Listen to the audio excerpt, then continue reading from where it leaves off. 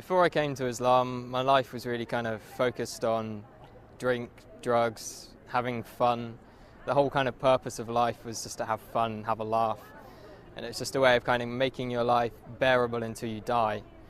I tended to kind of be in a kind of heavy metal crowd, hanging around a lot of people with similar interests, which weren't always the best company to keep.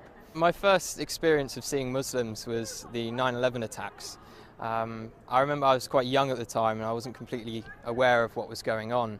In fact, I ran to one of my friends after seeing the news report and I told him that the tourists had declared war in America because I'd never heard of terrorists before. As the war was unfolding and I was seeing more and more about the war in Afghanistan, I started understanding that these people were Muslims and that the Muslims were doing these horrible atrocities across the world. So from that kind of media bombardment, I started getting a strong hatred for Muslims. So much, in fact, I tried to join the army 3 times with the goal of wanting to go over there and kill as many of these people as I could, to do my bit for the country and to make it a bit safer for my family. I thought they were kind of the big evil of the world. I started hearing a bit more about Islam. It was the last time I was applying for the army. I came across this radio station. It was at a time when I was listening to conspiracy theory radio and things like this. And it was a radio station from the American government called Terror Talk. And it was talking about the life of the Prophet ﷺ.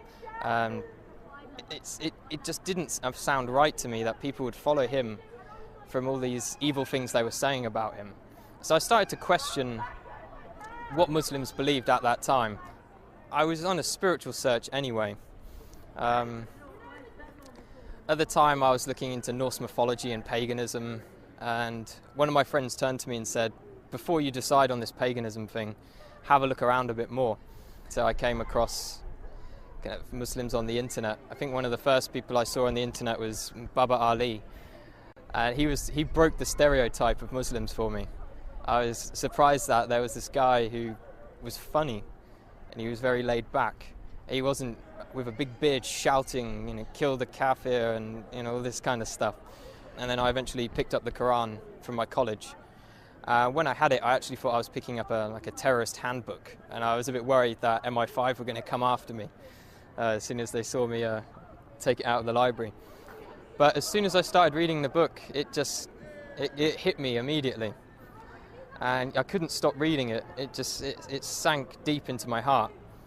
And as I kept continuing through the different surahs, I remember reading about the people in the fire having boiling water to drink, burning their throats.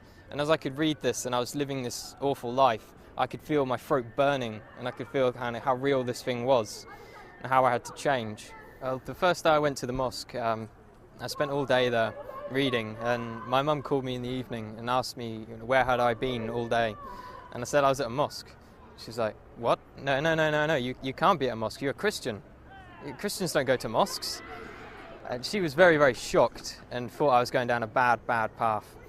That was my mum's original reaction. After a while she started to accept it. She'd done a lot of crying. I'm not too sure why she was crying. I think she felt I was rejecting everything she'd taught me. A lot of people say when they find Islam, it's as if they've come home. And that's just the feeling I get. It's as if me in the past wasn't me at all. I was being controlled by something else. Only good things have happened since I've become Muslim. My life is sorted out and I've never had so much going on in my life at one time. If I was going to give advice to someone else who is thinking about Islam, I'd definitely tell them to come to the mosque and speak to a man of knowledge, not search the internet for the answers. There are some good things on the internet, but when you don't know anything about Islam, you can't judge what is right and what is wrong. So it's much better to speak to someone, spend time with the Muslims. I spent many weeks in their company, and you get an understanding of who they are and what kind of quality of people they are. Don't be afraid of what your family think.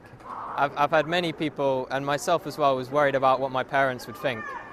And at the end of the day, Islam is for you, it's for you. You can just hope the best for your parents will come afterwards.